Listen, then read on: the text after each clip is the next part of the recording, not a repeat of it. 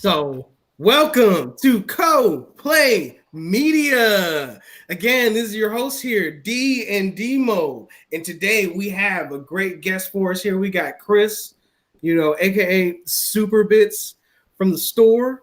How you doing today, sir? Chris? Hey guys, thanks so much for having me on. Welcome. We're happy to have you. We're first things first. Where are you from? So my name is Chris. I'm the owner of Superbit Video Games, which is a retro video game store in Falls Church, and I've lived in Northern Virginia for 18 years now.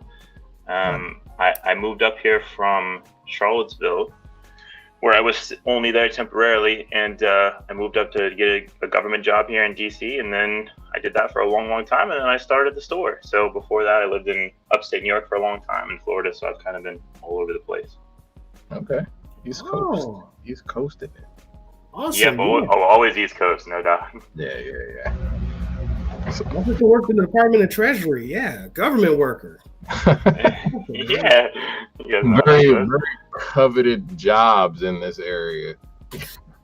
Yeah, I was not a direct hire, unfortunately, but I was a contractor. That's just almost as good, right? Oh yeah, that's actually better. That might be better, actually. To be honest. Yeah. I did both. So I was a contractor myself for a few years, and now they actually switched me over. Oh, really? To the federal government, yeah. Oh, congratulations. Yeah, thank you. So it's like, I feel like being a contractor was a little better. The government's a little bureaucratic. So, really? Yeah. Gotta play the game. Yeah. But it was funny because I looked up this retro gaming store, right? And I said, all right, this is in Falls Church. I can do this. And I walked in, and surprisingly, I was like, there's nothing that wasn't here. It had everything. I was highly impressed with Chris's store. And I was like, we got to have this guy on, man. Yeah. Your store is very so nice effective online. Thank you guys so much. I really appreciate that. Was there a particular moment or situation that inspired you to start a retro game store? Well, I think that, my whole life, I thought it would be cool to own a business, right? But only in the sense that, a kid thinks it's cool to do anything. I just thought that idea was cool. And then I've always been into video games, and I got really into retro games a number of years ago. And then just one random day, I'd been working for the government for, 16 and a half years, and I loved my job. It was excellent. Loved working there. Didn't have any problems with it at all. And I was just like, hey, I'm at the age now where I'd like to try something new with my life. Like, we only live once. I know that's a cliche in a saying, but I really felt that way, and I still do, which is, before you know it, we're going to be 60, 70, 80, and it's going to be like, man, what did I actually do with my life? Did I just work for the government? Which is fine, of course, but I wanted to try this. Like, even if it failed terribly, I wanted to try it just to do something, And I was going to do it with my family, but they're just too busy to help, and they don't live in the area. So just like, okay, I'm going to do it on my own. Let's give it a shot. We'll give it a year. We'll see what happens. And, because I'm so into retro gaming anyway, it was the best of both worlds. And it's been super exciting. Even if it had failed terribly, it would have been a worthwhile experience leading up to it, learning so many new things, meeting so many new people. It's just been a really awesome life experience. So that's amazing. Man, Chris got the mindset, man. I didn't always have that. I was perfectly content, for those 15, 16 years at the government, perfectly content, very happy. But this one day I was like, hey, I really should do something now, because I'm going to be real old before I know it, and then I won't have the chance to do something. That's amazing. And so with the store and you following your dreams and being able to go out there and start up this store and, everything that you've done, do you have time to play any games right now? Or is there anything that you wish you were playing right now? Oh, man, I think we all wish we had more time to play more games. But yeah, definitely make it a point to play games. When I'm not at the store, which is a lot, of course, I'm doing stuff with my dog. And when I'm not doing stuff with my dog, when he's finally tired out, then I play games, right? Okay. So like I personally play classic World of Warcraft quite a bit. Have you guys ever played? I have not. I've played WoW. I've played like online RPGs before, and I never stick with them past like level 20. Like I Sure. Like I play them, I love them, but it's just it never encapsulates me the way that some of my friends, like some other people, Drew, but some other people, you know, they enjoy it a lot more. I am actually not a PC gamer. I don't like to play video games on PC if I can help it. Really? So for me, I think games like World of Warcraft I feel like I'm so far behind on getting into it that it's hard for me to take that leap of I'm gonna get into this in fear of I think just being so bad. So I'll play PC games, but if I do play PC games, it's usually like I'm a simulator type of guy. So like if it's like something like, let's say Sim City, or I play this game all the time called Locomotion. It's like you're a tycoon running this transportation business, and it's just like running a business. Like it's pretty difficult. But if I play on a PC, that's what I'm playing. But as far as like consoles, I'm either into a sport or some type of basketball or football game, sports games. But I see the NBA Jam in the background, man. I'll pick up the sticks as soon as we're done. Got to fire. Yeah, that's a classic. And the thing with PC gaming is that, you know, when you don't have enough time to be competitive, that, you know, because I don't like PC gaming all that much either. I played some Overwatch and some Rocket League and stuff like that. And it's like, you play Rocket League? Oh man, I love Rocket League, but you can only get so good, and then it's like you're losing half your games. You're basically an average player. It's like, okay, do I really want to put in the effort to get good? I'd love to be good, but I'm just not. So like I'm just average. So you either quit or you go all in, right? So do you play doubles or doubles? I hit platinum doubles was the best I ever did. Yeah, that's where many seasons ago. I'm stuck in platinum doubles right now. Really? Yeah. Yeah, so you know exactly what I'm talking about. So now it's either time to really get serious or just to give it up. Yeah. So I feel your pain with the Rocket, man. I've been playing it for 3 years and I have not been above platinum ever. But I feel like everybody has gotten so competitive just at the platinum level. I don't see how anybody playing, at least on console, I play it on Xbox, can rise above platinum. Do you have like a regular partner that you play with? I don't, and I think that does help. I think that's probably the key. Yeah, I think that does help, but I don't. I play. How many games do you get matched with someone? You're like, what is this idiot doing? Come on. Yeah. So I think the most I've played with like a guy that just wanted to party up was maybe like 7 games, and we were winning consistent. But then it's like after a while, you know, you kind of fall off again. Yeah. But me and Rocket League definitely have a love-hate relationship. Yeah, no doubt. And you know, I play like a lot of retro games too. Like I've been playing like a lot of PS2 and Dreamcast lately. I don't know if you guys played those back in the day at all. Yeah. You guys still retro game at all? Like, do you play anything now? Yeah. I mean, if you were to put a Dreamcast in front of me, I would play the heck out of it. Yeah. Nice. I have a Dreamcast at my mom's house. I have the Super Nintendo here that I found on, I think it was Craigslist or something a couple years ago. But yeah, for the most part, I'm a Super Nintendo guy as far as the retro games. So many good games on the Super Nintendo, aren't there? Yeah. Super good games. So Chris, one of the things that I wanted you to do, you being a vintage game store owner, is I kind of wanted you to kind of like equip us. You know, like I want to go out there and make money doing this. Like, is there a way that you can equip us with the skills to go out there? Like if we were to stumble upon some games to best, you know, like figure out, like, you know, if I was at a yard sale and somebody was selling Ready to Rumble, you know, like how would I know? Like that's $12. You know, I'm gonna take that to Chris and get 20 from it, you know. Yeah, so the first thing you need to do is go back to 2017 in a time machine, and then you'll be able to make some money. Because now everyone thinks that they just have absolute gold all the time. So I'm curious about what's going to happen this upcoming yard sale season, but people are so much more knowledgeable now, and this is a highly educated area that we live in, and people are a little reluctant to just give stuff away that they paid so much for at one point sometimes, right? Yeah. That said, there's a couple of really important things. One, game condition. Two, game quality. So Ready to Rumble is an awesome game. Yes. You have to think about how many copies of that game were printed. So Ready to Rumble was printed for the PS2 and for the Dreamcast in high quantities, so it's probably not a hard game to find. Right. So you have to imagine a game like that's a good quality game, maybe worth about $15, so you can get it for a buck or two in nice condition, then go for it, What you really want to look for is you want to look for those Super Nintendo RPGs, and then you're going to make some money. Yeah.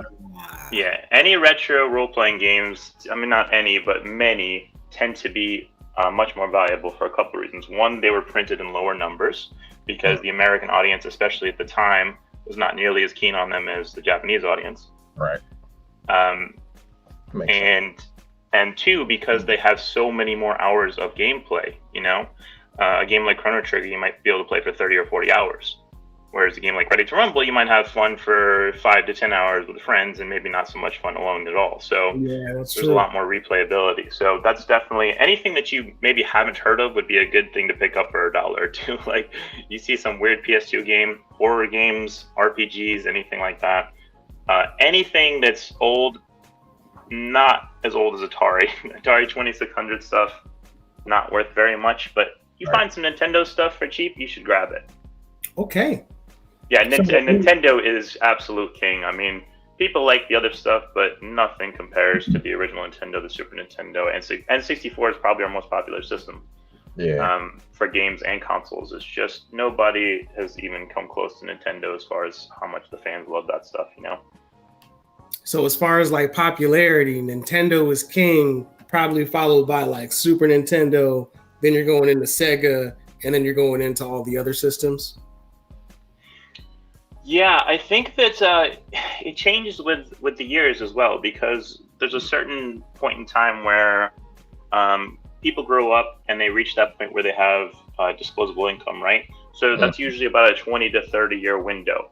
So the original NES, for example, started getting really popular again, I don't know, around 2012 maybe, because all of those kids that were growing up in the 80s started to hit, their early 30s where they had a lot of money to spend.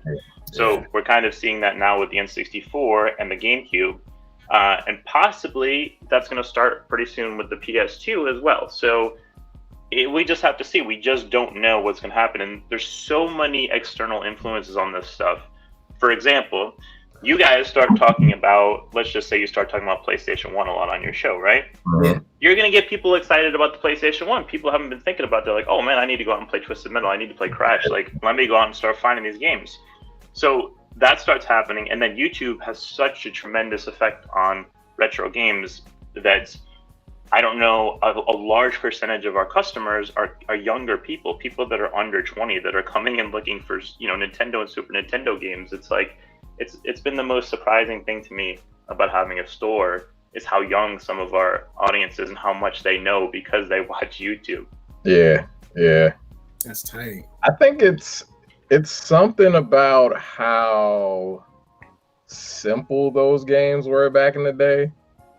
Because even though they were so simple and, easy to pick up as well, I think that's what made it fun. And then you got a chance to play it with other people, especially the N64.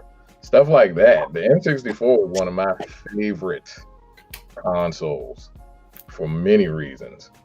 But as far as like retro games, like you said, there's a lot of channels on YouTube that cater to these older games. And I think it just piques the interest of the younger crowd because that's all they do is watch YouTube anyway. So they're probably watching Fortnite videos and then end up going down this rabbit hole that takes them back to 1993 or something like that.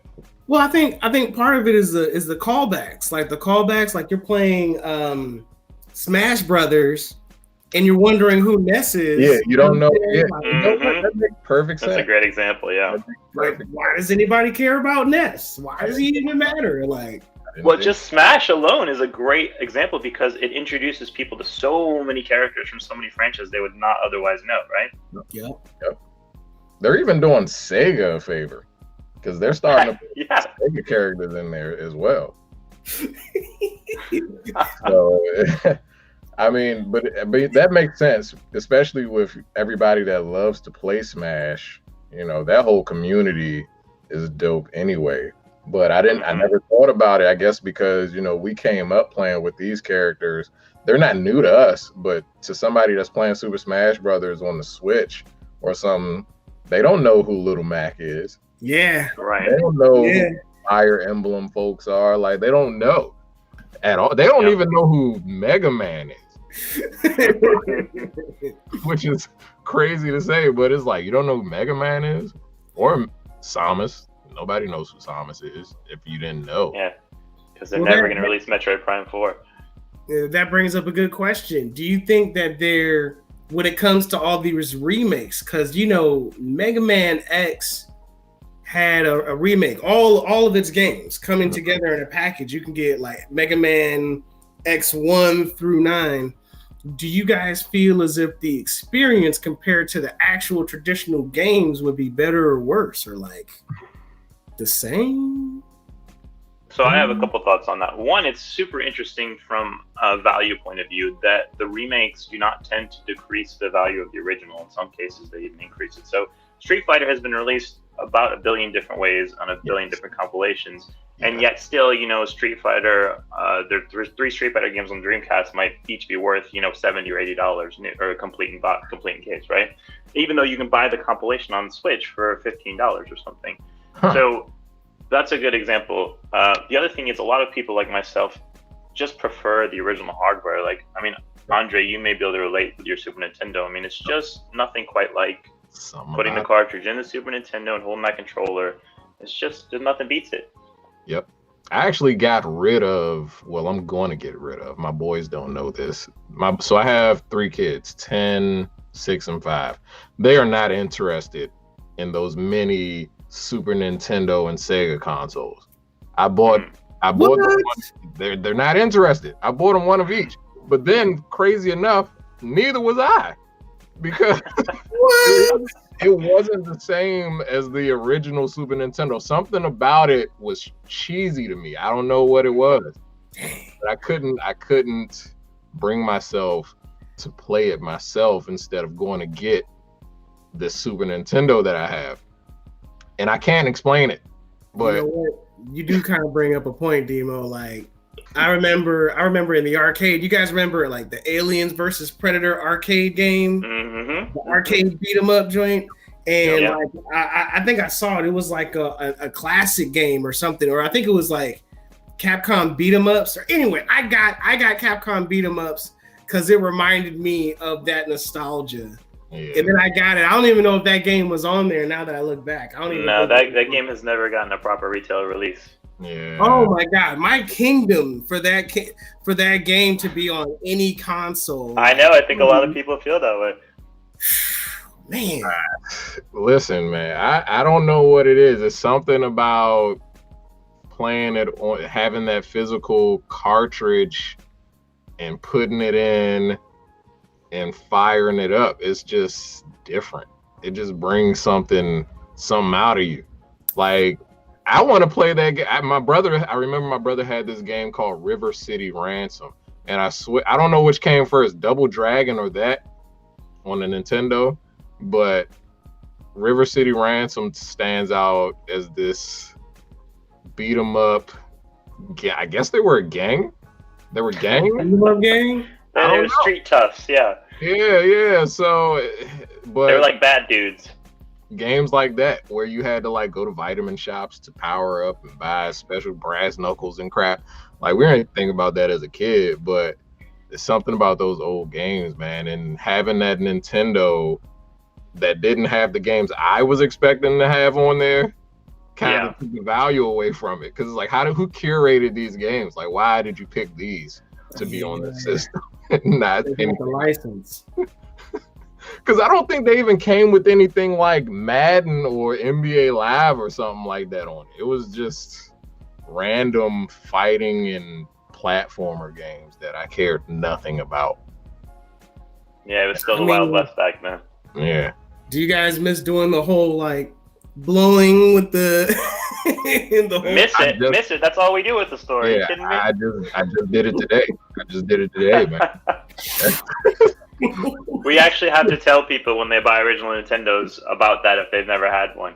And we have to remind some people, like, look, this was a little bit shaky 30 years ago. You can imagine now it might take some effort to get this to work. Yep. Like, we actually have to, we go so far as to open up all the systems and clean them, and we boil the pins, the receiving pins. Yeah. So just because we don't want our customers to have a bad experience, because too many people were, when we first opened, we were getting too many people frustrated, like, oh man, I can't get the game to work. I'm like, okay, I know this sounds crazy, but you have to blow in it, you have to wiggle it around a little bit. Yeah, people just didn't understand. It's a whole process. That. And then you hit the one a few times.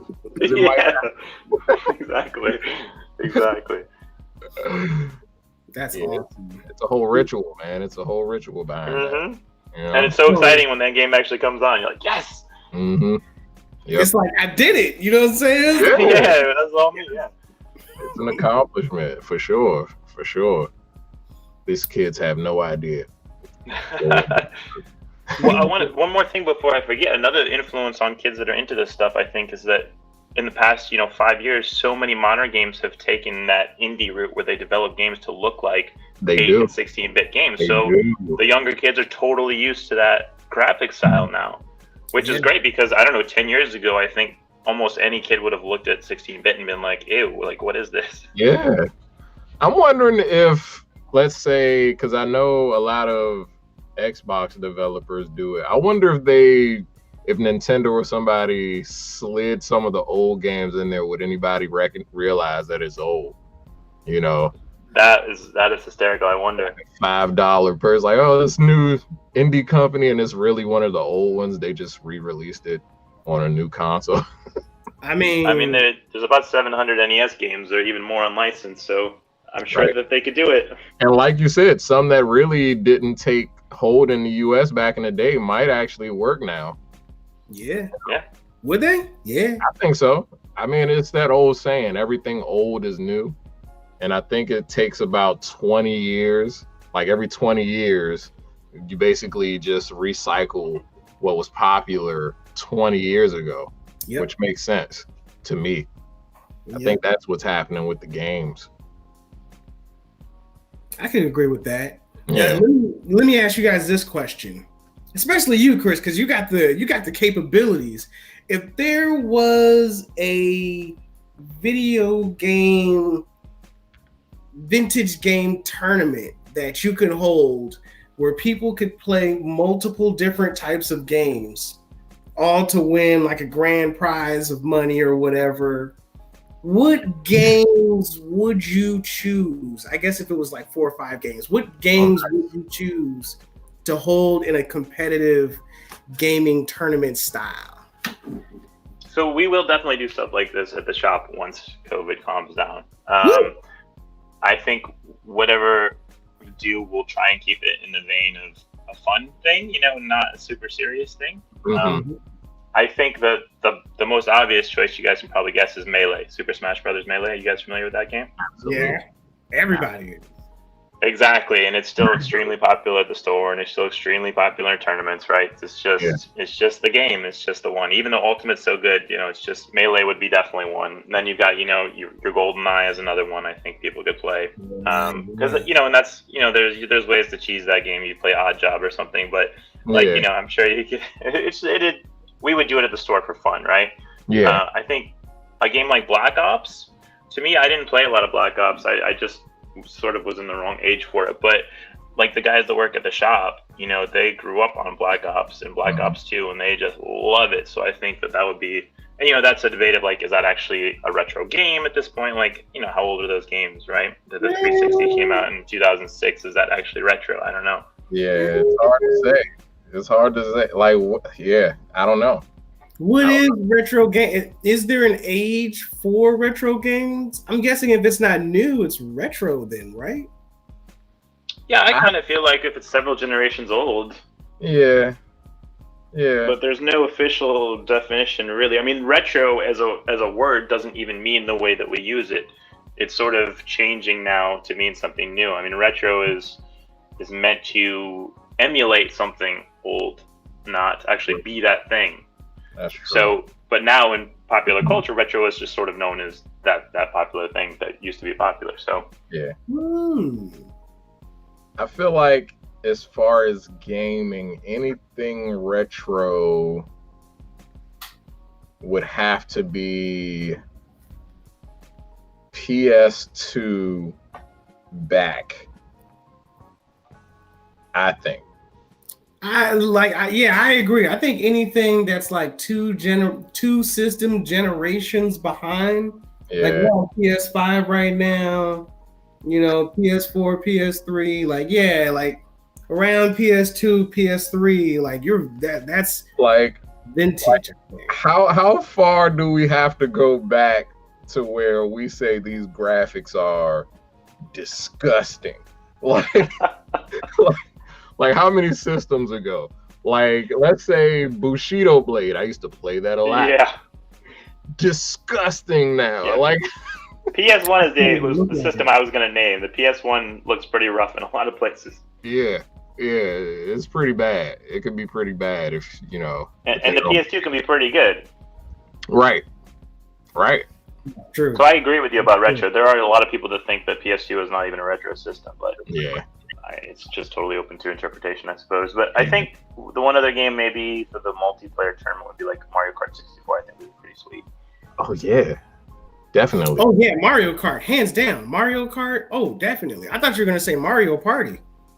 But Mario Party would be fun too. I mean, Mario Party falls more in line like we want to do like some fun like social events at the store where you come in and play Mario Party, or you come in and play Pilot Wing 64, and you see you can get the best score on using the jetpack or whatever. So that's like sort of a different type of thing than a tournament, more of like a social type of gathering.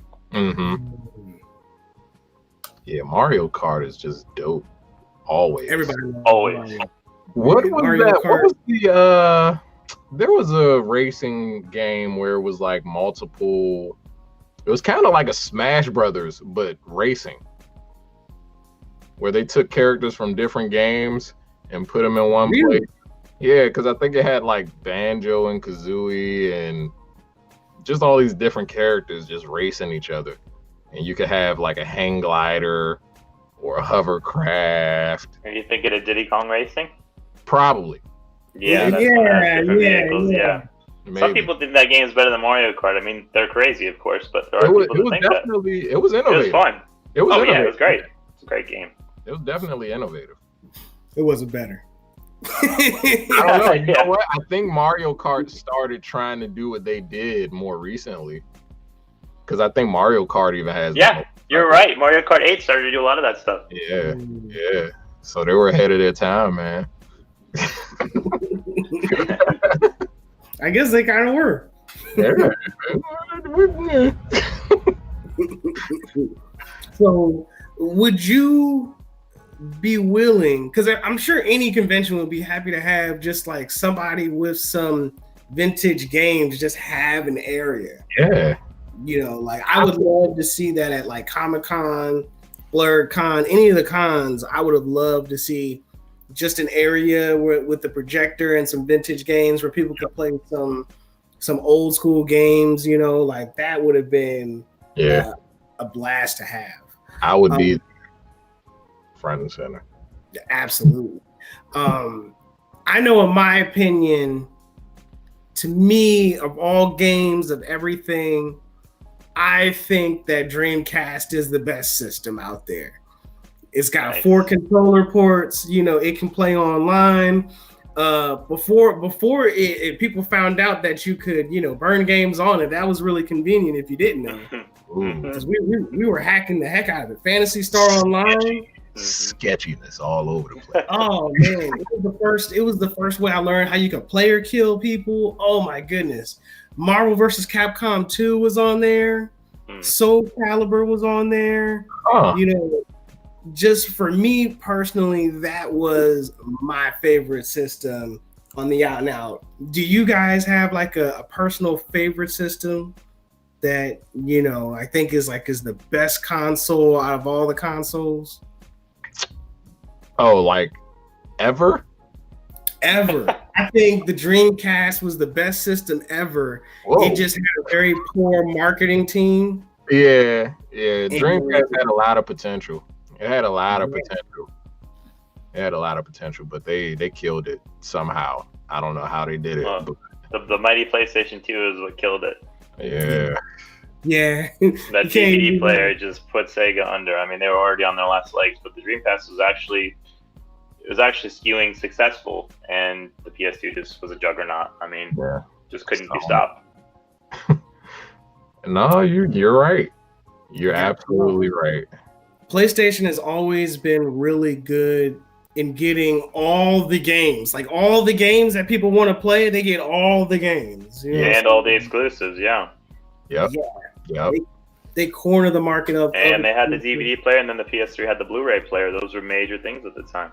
Oh yeah, because I played it, man. Like we all played that DVD player. We all played that Blu-ray player. I wasn't gonna buy a Blu-ray player. Yeah, no. Well, I think that was the start of the all-in-one, I don't need anything else console. Yeah. Like Sony was like, you know what? We're just gonna put everything in this one box. Like why waste our time making separate DVD players and stuff? We just put it in this game system. It's a one-stop shop. You know what I'm saying? Blu-ray. You can watch all the new movies on here. You know what I'm saying? Play all the songs you want. Anything. You can do anything on this thing. Wow.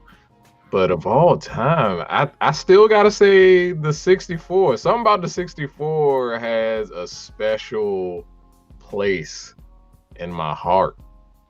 I feel like it had a lot of variety as far as the games. I played a lot of Star Fox on there. Mm-hmm. I played a lot of Mario 64 on there. That was amazing. Mario Kart was awesome. That Mario Kart was amazing to me. That was where the first Smash came out. You know, I was playing Pokemon Stadium on there. I was a big Pokemon guy. You know what I'm saying? The 64 had everything I could ever ask for. So I got to go with the 64. I feel you. For myself. Yeah, and I think that the majority of the people that come to our store is the 64. Yeah. And for me, I think my heart is with Dreamcast.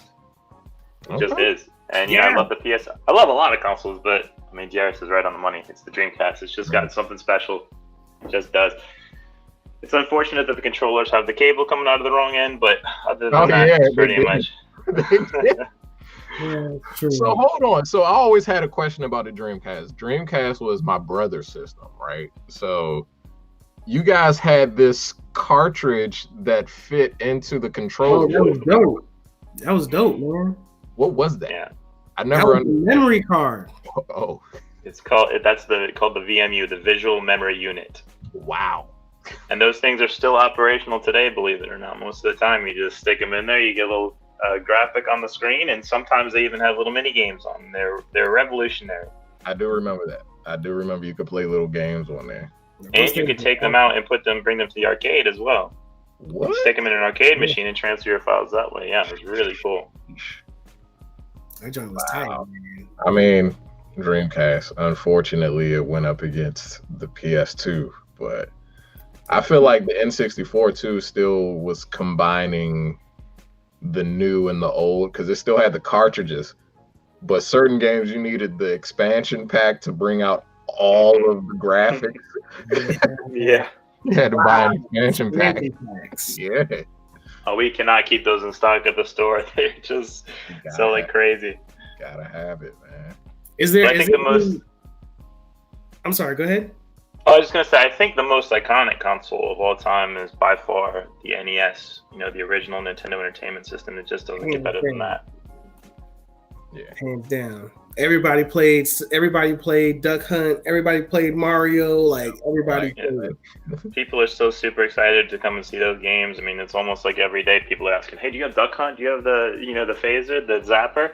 Yeah, and then, but then they're super excited when we have that stuff, and then you can see their heartbreak when you say, "Well, that actually won't work unless you have a CRT television." Because the technology in the zapper only won't work with modern television. Have an old TV. Yeah. Don't you have to have an old TV to? Well, you don't have to, but people still play the old Super Smash Brothers because for whatever reason, CRT TV works better with it. Yeah. When people have the Melee tournaments, they have just tons and tons of CRTs lined up. Bring your television with you. So what CRT television does is that they move, or what video games nowadays is that when they press buttons, they move too slowly on our HDMI 4K televisions. Oh. So in these CRT televisions, it's like the movement is right on point. So fighting games, the frames and everything for it are perfect. Really? Right? Isn't that how it works, Chris? Like it's absolutely, and it's just what Andre was talking about too, with it just having a different feel. Those milliseconds of difference make a huge difference. Games are, some of the best games. It's just gameplay, right? Yeah. So if a game doesn't feel quite right, it ruins the entire experience. Yep. You're absolutely right. Some people say that's why I'm not getting better at Rocket League. Not enough frames per second or something on my TV. You play on Xbox, right? Yeah. PC. I played on PS4, Xbox, and PC. PC is by far the best to play on, just because you have such tight control over your vehicle. It's a totally different feel. Like sometimes I can tell because it's like I know I hit this dash button just in time to hit that ball, and I just missed it. Like I whipped it. It doesn't hit the ball as hard as I thought it would. It's like it's almost like I have to play with anticipation more so than that. Right. I have to anticipate everything, and I feel like my brain is working too hard. Yeah, you're absolutely right. On the PC, it doesn't feel like that. It feels like you're in the game more. Do you have cross-platform play disabled? No, I'm playing. That will help. That may help you get out of platinum because you're currently playing against PC players. Oh, so I'm at a disadvantage. All right. Yeah, I think so. Yeah. Good. And I always wondered that. I was like, is it better to play this game with a controller or mouse and keyboard? What do you think? 100% controller. I played with mouse and keyboard for a long time, and I was like, oh my god! When I finally got the controller on my PC, I was like, oh. Yeah. Okay. All right. So it's not just me. So it's just me being too slow with my Xbox. hardware. My hardware is messing me up. All right. There's no way. I've been playing this game for 3 years, and I'm stuck at platinum. Stuck. It's not your skills, man. It's like purgatory. I can't get out of it. It's crazy. Yeah, that's why I gave the game up a few years ago. So, I guess just to summarize, we all pretty much agree that emulators, pale in comparison to the actual video game, right? Like there is like, I mean, because obviously there are the upper hands that you do have from emulators, is that you do have access to just, you got access everything. To it. Yeah, there is a place for emulators, but people like, I think I prefer to have that. I like having a catalog of something. You know what I mean? Like a physical, tangible catalog is almost like holding a piece of history, almost. Yeah. Like my boys are not allowed to touch my Super Nintendo. Like I can't chance them breaking anything. Like it's mine. It's a treasure. Don't touch it ever. You won't be able to appreciate its greatness. Right. Like you have Nintendo Switches. Don't touch my Super Nintendo. There's no need for you to do that. Exactly. You're not going to feel that way about a RetroPie, are you? Right. No. And you know what? I've thought about getting one, but it won't be the same. It's not the same. I feel like I'm cheating myself or something. Oh, man. We get a lot of people talking about that in the shop, and I think just like you guys said, there's a place for them, but most people like the original stuff. And the other thing is they make these things called Everdrives now. Are you guys familiar with those? Mm-hmm. So there's a company, I can't recall their name offhand because I don't own any of their products, but they make these things called Everdrive Cartridges. So they'll make one for the N64, for example. And what the Everdrive cartridge is, it has every single N64 game on it, and it plays it through the N64 console, presumably using FPGA, which is a one-to-one conversion of the game. Again, I don't have that. No, they are expensive, but they make them for a number of consoles. So a lot of people that just don't have the space for whatever reason, or a lot of people, maybe they've gotten married or had a kid and they have to get rid of their stuff, so they'll maybe switch over to that. But the people that come to the store feel the same way as you, Andre. They just want the physical thing. You gotta have it, man. Isn't that sad, man? You get married and start having kids, and you gotta give up what you really makes like. me sad. And when people, I mean, we get a lot of trade-ins at the store, and some of them I feel sad about because you can tell the person doesn't want to get rid of it, but their spouse is like, look, it's time for you to get rid of this stuff. Oh man, it's gotta be painful. Yeah, and like we said with the RPGs, these people, like, let's just say someone's trading in, a lot of 30 Super Nintendo games and 10 of them are RPGs. I mean, they play through all those games. That's 300-400 hours of their life, and maybe if they played them multiple times, that they look on so fondly, and now that they're giving it up, it's really, literally taking a piece of them away. It's really sad. Right. They know they can't go back. You know what I'm saying? Like every couple of years, ever since I played Final Fantasy Tactics, I always knew that I could go back and play Final Fantasy Tactics. You know what I'm saying? To give it up. Yeah. I even got it on my phone. Like I got it on my phone. Like I still want to be able to play it. Yeah. You gotta have it, man. You gotta have it. Like right now, I have maybe 3 books worth of Pokemon cards. My boys, can I look at your Pokemon? Absolutely not. You're not allowed. Those have gotten really valuable in the last year or so. I'm saying, like, and you would have never known. Like, this is stuff that you just kind of forget that you have. But when you open it up and you look at, these old cards from your childhood, it brings something back in you. It almost reignites whatever that was back then. That's the power of nostalgia, man. It smells the same. It looks the same. It brings you back to that time. Yeah.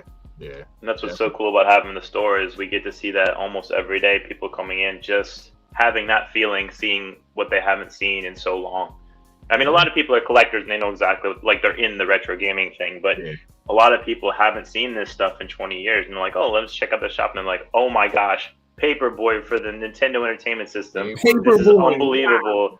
Yeah, I mean, they just get so excited. It's such a joy to see every day. It's almost like you own a museum. Yeah, it feels like that in a way. That's awesome. That's a good way to describe it. Yeah. Owning a museum, like, hey, you want this vintage piece of art? Yeah, I do. Essentially, yeah. But that's how I feel about my the Pokemon cards. To me, that stuff is more like in the line of art. I'm not gonna crack that thing open and build a deck or anything like that. You know what I'm saying? And go play somebody. It's literally there for show on the mantle. It's for you to be able to talk smack. You could be like, yo, I could have a match right now. Like, we could battle right now if you want right now. I could go. I have the deck. I'm ready. You know what I'm saying? I got everything I need right here in this book. But it's interesting. I like that the old is becoming new again. I think it's a good thing. I love it. Yeah. Going into the next segment is anime expectations. So usually along with video games, anime is usually somewhere around in that field. Usually in industries, video games feed off of shows and vice versa, that kind of thing. And one I probably won't cover all of them. I don't know. Have you guys been watching these shows? I know I'm a huge anime fan. I just want to gauge where you guys are at to know how much I should explain the shows. Okay. So well, I can tell you that I've heard of Jujutsu Kaisen, and I've heard of it being an outstanding show, and it's on my queue on Crunchyroll, but I have not. You need seen to it. watch that. Yeah. Yeah. So I started watching it on the HBO Max because they have some of the Crunchyroll shows on there. But Jujutsu Kaisen is a good show. I'm happy with that. The concept and everything. It's great. It's demons and people exercising demons. Like, I love it. With karate type stuff. I don't know. Like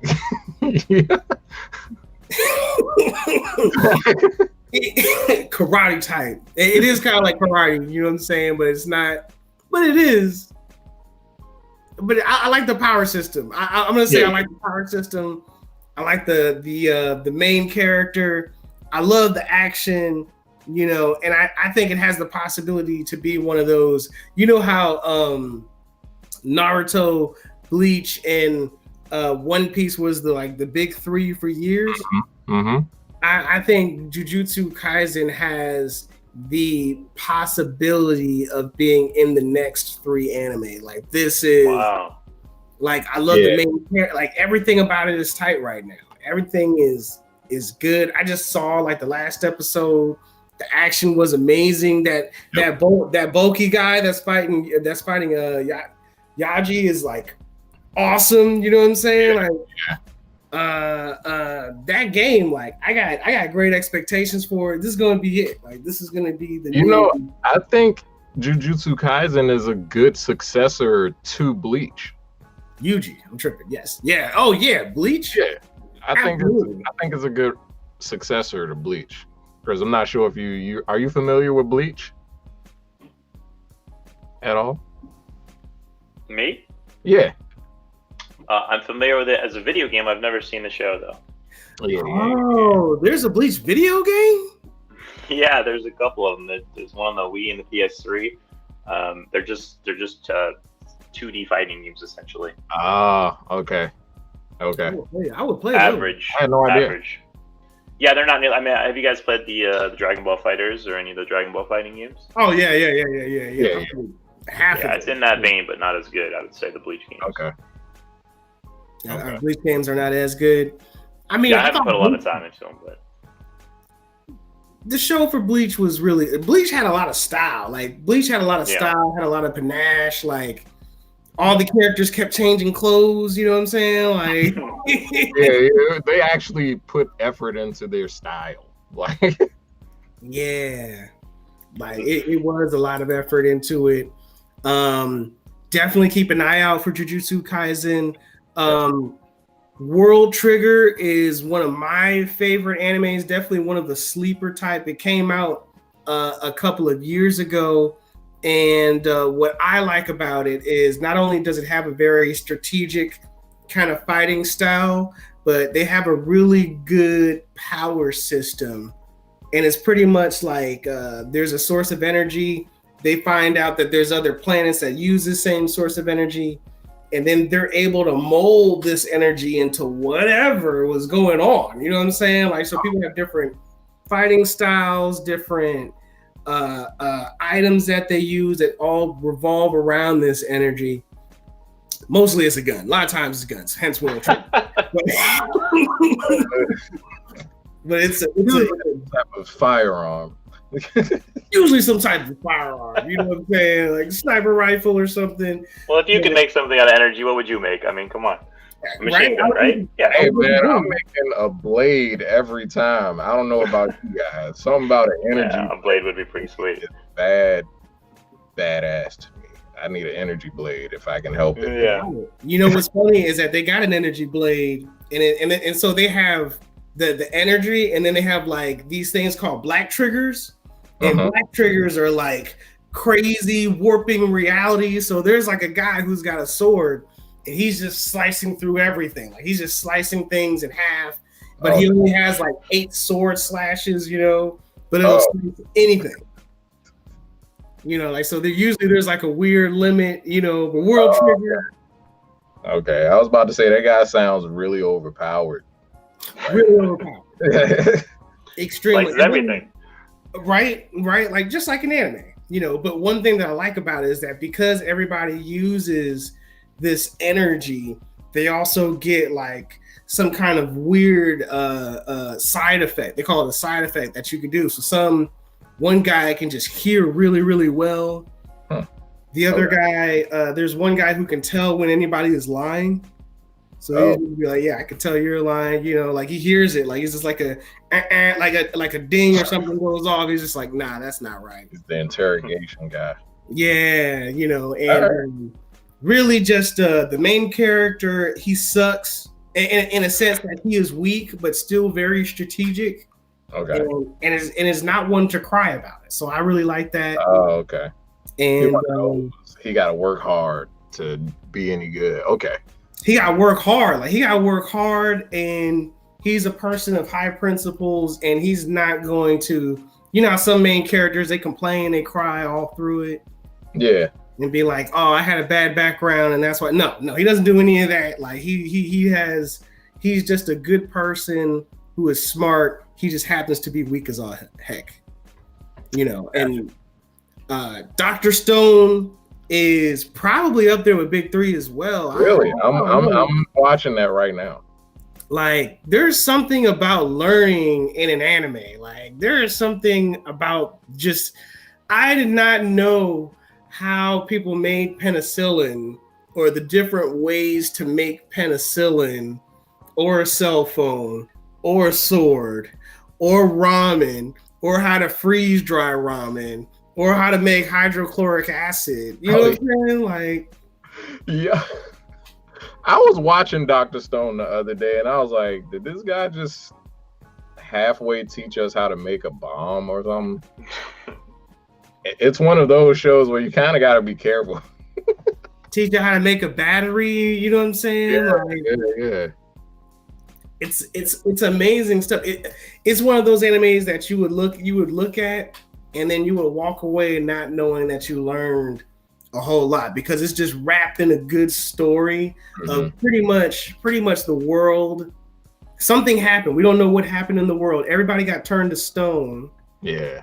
Within that time, like 3,000 years pass or something. Yeah, 3,700 to be exact. 3,700 years. They all come, and then slowly an event happens where, I don't want to give it away, in a cave that releases one of the guys, and then he releases his homeboy, and then it just starts this whole thing until there's a really smart guy versus like a super strong kind of hunter-gatherer kind of type dude. And it's a face-off between science and intelligence and like strength and just like resilience and like brains versus brawn type. Yeah. Sounds pretty cool. Yeah. And it's great because it's like the people are overpowered that are bad. Like they'd be like, "Yo, I'm super strong and I know gymnastics," or it'd be like, "Yeah, I'm super strong and I can, you know, I've been doing bow and arrow forever." Like, right. So Dr. Stone is the reason I actually subscribed to Crunchyroll the other day. Yeah. I figured I gotta start watching more anime, man. I'm not doing much, so I gotta get into it deep. That's one to dive in on, man. That's something to dive in on. It's definitely worth it. Like Dr. Stone, I don't think you'll be disappointed. Of course, there's a deep story with Dr. Stone, family and all that good stuff is in it. The next one I want to go into is Attack on Titan. Such a good show. Such a good show. No, I know this one, but I have not seen the current season yet. Yeah. So I'll just cover my ears while you guys talk about it. I know you won't be able to hold back. I won't ruin it for you, Chris. I won't ruin it for you. In fact, because I don't remember, if you could please. I mean, you don't even have to talk about the current season. It's just the fact that this show is about these giants that kind of just appear out of nowhere and start eating people is terrifying as heck. Yeah, and the animation in that show is just incredible. It's almost like they're dealing with giant zombies, almost. Like it's a zombie show, but with giants to me. Yeah. But they're so happy. The giants are so happy to be eating the people. That's what's so creepy about it, right? Like, can you imagine? You just standing somewhere and this big thing just falls out of the sky all of a sudden, or breaks through a wall, like, and just start eating people, and it smiles the whole time. I think it's tight. Like to be on the lower part of the food chain. You know what I'm saying? Like to get on the food chain, dog. Like that's scary. Yeah, that show is terrifying, but I think that's what keeps me interested. When you mentioned the lower part of the food chain, that's literally and metaphorically in that show, right? Because they have all the different barriers where like the higher class of people are separated from the lower class, and lower class are expendable and all that, right? Yep, absolutely. And I don't want to ruin anything else. I'm gonna just because I don't want to ruin it for you, Chris. It's just story is real great. You know what I'm saying? Well, thank you. As soon as it's finished, I will be watching the entirety of it, probably over a weekend. Yeah, it's because I've been watching it, and it's one of those shows where it actually hurts me to watch it as it comes on, because then I know I have to wait. That's why I'm not doing it. I can't take that pain. Yeah, there is waiting. It's painfully good. It's and this is the final season too, so it's crazy. Yeah, that's kind of sad. Do you guys know if the creator of that is working on anything new, or is this just it? I don't know. That's a good question. As far as I know, he's not. I'm definitely going to check up and see. I'm not actually sure. But I might even be worth seeing if he's done something already, to be honest. Because a lot of these artists work on other stuff. And then this one just is the one that got popular. Right. And then half of them probably hate the thing that got popular, right? Yeah. Yep. Like this is crap. Hajime Isayama. That is the creator, the manga artist for it. And wow. Did you know that Attack on Titan actually became the best-selling manga series of all time with 100 million copies in circulation as of December of 2019? Really? Wow. I don't know how he beat One Piece. Like I don't know how you beat One Piece. No, that's shocking. Because no one wants to buy One Piece and read all of it. That's why. That's true. I'm never going to buy that whole catalog. Aren't there over like 600 One Piece chapters? It's never ending. It won't end for some reason. It's almost like that GameStop stock. It's like it just keeps going up, and then it's too expensive to get into. It's not worth it. It's never too late, man. It's never too late. I got one. I just got one. It absolutely is. Sometimes stuff is too far gone, man. Some stuff is just too far gone. I'm gonna write it out, Demo. I'm gonna write it out, man. I'm gonna ride this out to like $1,000. I'm gonna cash out, man. Man, let me know. Hey, I'm rooting for you. Now, I don't know what happened to GameStop after this, because GameStop is still GameStop. And you know how I feel about GameStop. Yeah. GameStop is definitely going to bomb. It's just a matter of time. Like, this is definitely an unprecedented. That whole GameStop thing is an unprecedented event. You know this thing is almost like, look, you're going out of business. This is your opportunity to settle all your debts and just close the books. All right, you got all this money. Do what you must and leave us be. So Chris, how are you going to feel when GameStop goes out of business from its stock imploding, which is eventually going to happen? Yeah, this whole stock thing is really unusual, especially since it directly affects my livelihood, right? Oh, yeah. GameStop is not a direct competitor to us because they just do things so differently and they focus on modern games, right? Right. But, they have been kicking around the idea of retro stores for years now, and if they ever actually put their money into something like what we do at Superbit, they could be tough to deal with, of course, because they have so much behind them. But Right. that said, it seems like the last few years they have been slowly on their way out, and then they've closed hundreds of stores, and they've closed all the ones that are around me. Yeah. All their good people. I knew a lot of good people that worked there over the years, and all of those people left before. I'm sure they left because I just think it's a tough place to work. So they lose all their good people, and then they don't have a very good public image, do they? So no. They have a terrible public image. I've been the first one to say I hate GameStop. GameStop is a terrible place. People who work at GameStop are delusional because they still think they can have a future at GameStop. Man, I don't know. It's like sometimes I'll look at these people that work at GameStop and I'm like, what are you doing? It's almost like you're a traitor. Like I'm gonna bring these things in here to you, hoping to trade them in at some type of decent return, and you just gonna cut me off at the knees like that.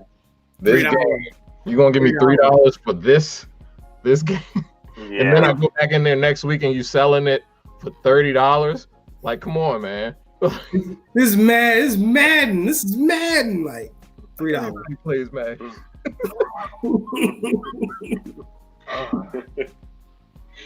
Yeah, but if they do go out of business, let's just say their entirety of GameStop closes in a year. As for the store, it kind of has, I don't know, the effect it has on the store would remain to be seen, but I hope we don't fall into the position where we feel like we have to sell or have to cater to modern games at our store, because it's such a volatile market. I mean, think about when a game comes out at GameStop, it comes out for $60, and sometimes, 3-4 weeks later, it's down to $25, right? And they have to buy those games from distributors at probably around $52 now, which means I think this is why they're losing so much money, because they buy a game for $52, they list it for $59, they don't sell half their stock, and then these games drop so fast that they end up losing a lot of money. And then in the rare occasion something happens like with Cyberpunk, where it's just a total disaster, they're stuck with all these games. I don't know what Cyberpunk's at now, but I think it dropped to around $30 pretty fast, didn't it? $35. Yeah, probably so below probably that. A big loss for them. It's real value because it wasn't a finished game like most games nowadays. You gotta pay for it. You gotta pay for the whole experience. You gotta pay for it, man. And it's unfortunate because I'm buying a game for $60, but then later down the line to get any like decent upgrades or something, I gotta pay you for it. I don't like that. I mean, I think that there were some games that did it well, like Ghost of Tsushima. Ghost of Tsushima, I think, did it well because they gave you a fantastic game, and then like 3 months later, they were like, "Hold up, we got something more. We got Legends. You can fight with your friends. We got 4-player. You know what I'm saying? We got 2-player missions. Like, let's roll. Oh, okay. We got voice. You know what I'm saying? Like, so I appreciate DLC and I appreciate updates. I don't appreciate when a company says that they're on schedule and that everything is fine and that there's nothing to worry about because they got Keanu Reeves. Like that's what I don't like is the complete lie. But like Chris, you really do bring a perspective about the gaming industry that I did not think about, is that it is really hard to sell those games like those because most of its worth is as an IP, Yeah. Right. Yeah. Yeah, and I should be clear. I mean, I'm throwing around numbers here basically, but I don't know. I've never bought as a buyer at GameStop or anything, so those numbers are rough numbers. But you get the idea anyway. I mean, there's still let's not say anything. GameStop is still, I'm not a fan of GameStop. I'm just gonna say they have such a bad reputation. I mean, we hear it in the store regularly. You can imagine people are just not happy with what they get there. Yeah, it's just too bad. I mean, we all love video games. I mean, it would be great to have cool video game stores to shop at, right? Yeah. When I was young, I remember. I mean, EB Games was cool. GameStop, I remember being fine. Like Funko Land. You remember Funko Land? KB Toys. Yeah. And each place had like the regional stuff too, like Game Crazy, and there's some other ones I never went to, but Yeah, I mean, there's no reason that a chain can't also be cool and fun and a good place to buy games. It's just unfortunate we don't really have that. That's true. That's true. So, in closing, I guess, Chris, I want to ask, is there any other information? Like, where can folks find out more about you? Get any details about upcoming events? You know, any homies you want to thank? Anybody who ever motivated you in the future, you know, that you want to let them know anything? Any kind of shout outs, any kind of plugs, you know, any kind of anything, let the people know. You can find us on Instagram primarily. It's at Superbit Video Games. So that's pretty much where we'll be posting all information for the foreseeable future. And thank you guys so much for having me on. It was a pleasure, man. It was a pleasure. Thanks for being for coming on the show. It was a pleasure having you. This is Coplay Media, and we are out of here.